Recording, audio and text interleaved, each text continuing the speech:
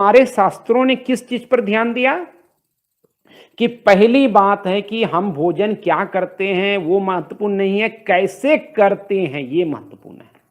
इसलिए आज इस बात को ध्यान से सुनिए, ये सबसे महत्वपूर्ण चीज। जब भी आप भोजन करने बैठें तो सबसे इंपॉर्टेंट बात है कि आप स्पाइन को सीधी रख के बैठें। अगर नीचे बैठ के खाएं तो और उत्तम है। तो ज्यादा धरती का टच होगा तो आपका चित्त स्थिति बदलेगी।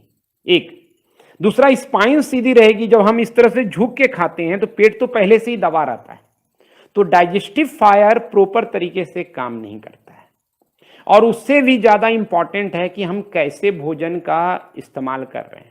प्राचीन समय में भोजन करने से पहले शांति पाठ करने की आवश्यकता पर जोर था। हम लोग भी ये आश्रम व्यवस्था में या कभी कभी शिविर में जितने भी साधक आए हैं वो जानते हैं कि भोजन करने से पहले हम लोग भोजन मंत्र के रूप में शांति पाठ करते हैं। ओम शहना भवतु शहनो भुनक्तु, इस तरह से। इसका तात्पर्य यही रहता है कि जब आप मंत्र करते हैं, मंत्र करने से आपका मन शांत हो जाता है। मन शांत होने का मतलब है कि आपके अंदर का चंद्र नाड़ी एक्टिवेट हो जाना। चंद्र नाड़ी जो है वो आपके भोजन के डाइजेशन को इंप्रूव करता है, डाइजेस्टिव सिस्टम को। क्योंकि शास्त्र, ये विज्ञान भी आज मानता है कि दो नर्वस सिस्टम मुख्य रूप से हमारे शरीर में काम करते हैं, एक सिंपैथेटिक नर्वस सिस्टम, एक पारासिम्पैथेटिक नर्वस सिस्टम। सिंपैथेटिक सिस्टम को ही हमारे ऋषियों ने सूर्य नाड़ी कहा और आज का पारासिम्पैथेटिक नर्वस सिस्टम को चंद्र नाड़ी कहा।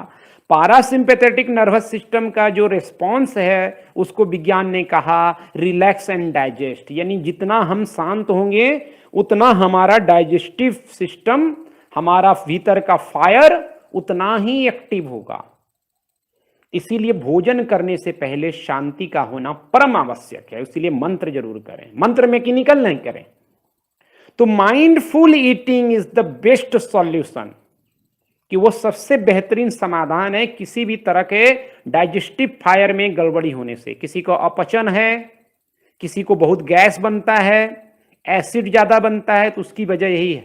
हम भोजन कर रहे हैं, टीवी देख रहे हैं, हम भोजन कर रहे हैं, गप्पे लड़ा रहे हैं, भोजन करते करते वायु प्रवेश करता है, ज्यादा अतिरिक्त गैस बनता है। और भोजन जब आप बात करते हुए करते हैं या टीवी देखते हुए करते हैं तो आपको पता नहीं चलता है भोजन को कितना चबाना चाहिए।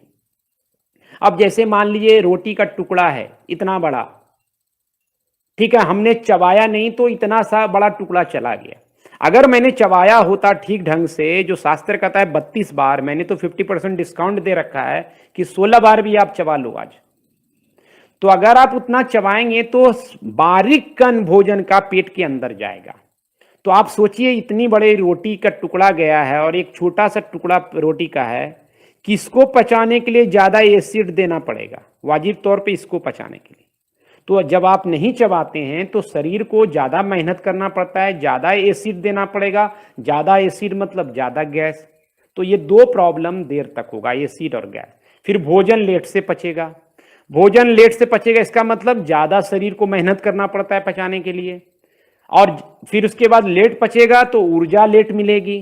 तो सारा क्रम बिगड़ गया। आप क्या खा रहे हैं कैलोरी, उससे कुछ फर्क नहीं पड़ता है अगर इस सिस्टम को आपने नहीं फॉलो किया है। इसीलिए सबसे पहली बात यही है माइंडफुल ईटिंग।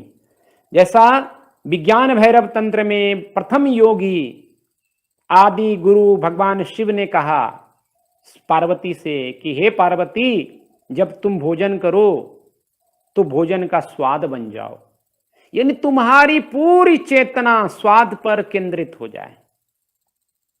आप भोजन कर रहे हैं, बातचीत कर रहे हैं, भोजन कर रहे हैं, न्यूज देख रहे हैं, भोजन कर रहे हैं, गाने सुन रहे हैं, कहां से भोजन डाइजेशन प्रॉपर होगा? डाइजेस्टिव बीमारी होगी ही, अपचन आएगा ही, गैस बनेगा ही। आप पहला ये प्रयोग करना शुरू कर दीजिए। शांति से पहले मंत्र कीजिए और उसके बाद भोजन करना शुरू कीजिए। बड़े शांति से चबा चबा के रोटी का स्वाद लीजिए, सब्जी का स्वाद लीजिए। हमारी माँ बहनें किचन में 2 से 3 घंटा समय देती हैं भोजन पकाने में। इतना समय जिसको दिया गया है पकाने में, उसको खाने में हम 2 मिनट 4 मिनट में खा के खत्म कर देते हैं। कम से कम उनका तो सम्मान करते हुए हमको डट के धीरे धीरे चबा के खाना चाहिए। आपने देखा होगा गाय बैल, पहले वो क्या करता है, खाना खा लेता है, उसके बाद कहीं बैठ जाता है, उसके बॉडी में एक सिस्टम होता है कि वो फिर से आहार को बाहर निकाल सके और उसको चबा सके। उसको गांव समाज में कहते हैं जुगाली करना। अब हमको तो ऐसा सिस्टम नहीं है कि हम कहीं पे एक बार खा लें फिर बैठ जाएं और जुगाली करते रहें। ऐसा होता तो कर भी लेते। तो मानव का सिस्टम अलग है। तो मानव का सिस्टम अलग है, तो आपको ये ध्यान रखना है कि सबसे इंपॉर्टेंट पार्ट क्या है कि हम शांति से भोजन करें। या मंत्र क्यों करना, कोई भी मंत्र हो सकता है। मंत्र करने से ये होगा कि हो सकता है कि आप तनाव लेकर के खाना खाने बैठे हों, किसी से मनमुटाव हो गया हो, बात विवाद हो गया हो, तो वो टेंशन लेकर हम खाएंगे तो हमारा बॉडी का हार्मोन्स अलग रहेगा और उस हार्मोन की स्थिति में हम जो भोजन करेंगे वो अच्छा से पाचन नहीं देगा और मन भी दूषित करेगा। तो ये पहली बात है जिसको हमको ध्यान में रखना है। माइंडफुल ईटिंग, यानी हम जब भी खाएं होश पूर्वक खाएं। Whenever you eat become the taste of food, भोजन का स्वाद बन जाए। एक बात हो गई कि, और हमने बताया कि योग से पहले पाछे क्या करना है। अब टाइमिंग का ख्याल आता है कि भोजन करने का बेस्ट टाइम क्या है। तो इसमें आयुर्वेद की अपनी धारणाएं हैं, योग की अपनी धारणा है। योग कहता है कि यत्र ब्रह्मांडे तत्र पिंडे, या तत्र पिंडे यत्र ब्रह्मांडे, जो भी कहें, यानी जो हमारे पिंड में शरीर में है वही ब्रह्मांड में।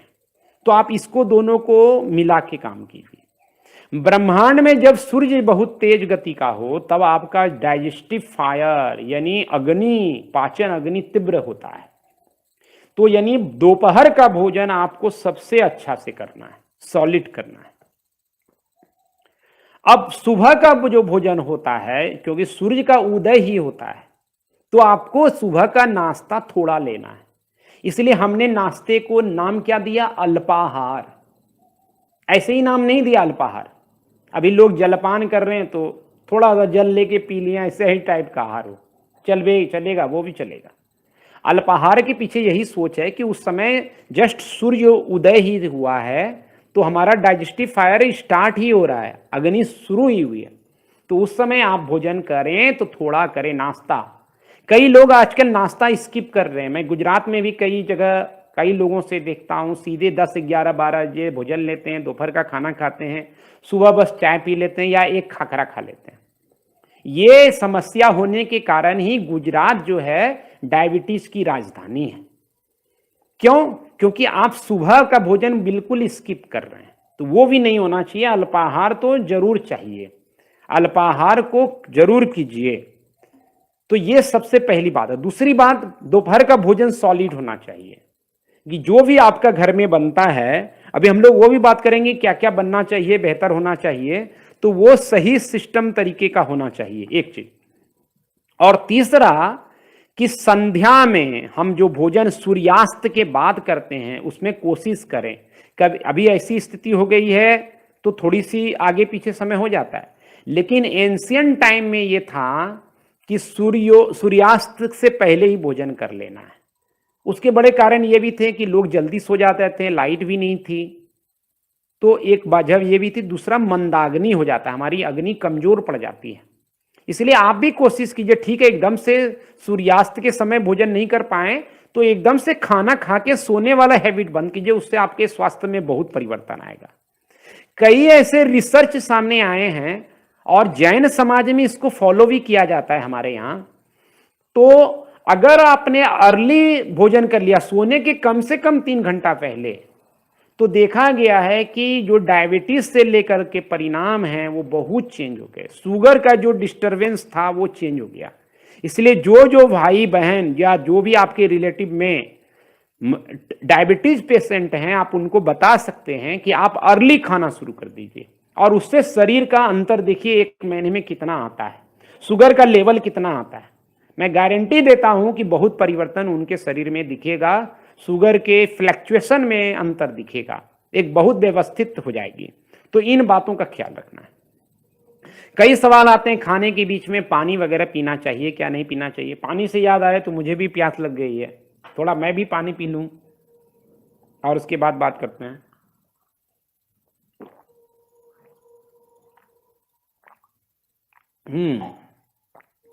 बोलते बोलते गर्मी में पानी की जरूरत पड़ती है, इसलिए माफ कीजिएगा।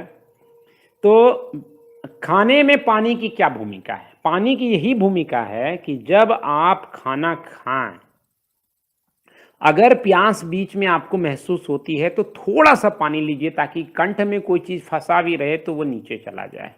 इस बात का ख्याल रखना है। खाने के तुरंत बाद पानी नहीं पीना है। खाने के कितना देर बाद आप पानी पी सकते हैं? शरीर खुद डिमांड करेगा जब पानी पीने के लिए, तो आप पानी पी लीजिएगा। हो सकता है किसी का शरीर 15 मिनट बाद डिमांड करे, किसी का 30 मिनट बाद, या कभी कभी हम कैसा भोजन किए हैं उस पर भी निर्भर करता है। लेकिन कमोबेश किसी तरह का डिमांड नहीं आए तो आप कम से कम आधे घंटे में पानी जरूर पी लीजिए। इतना ध्यान रखना है।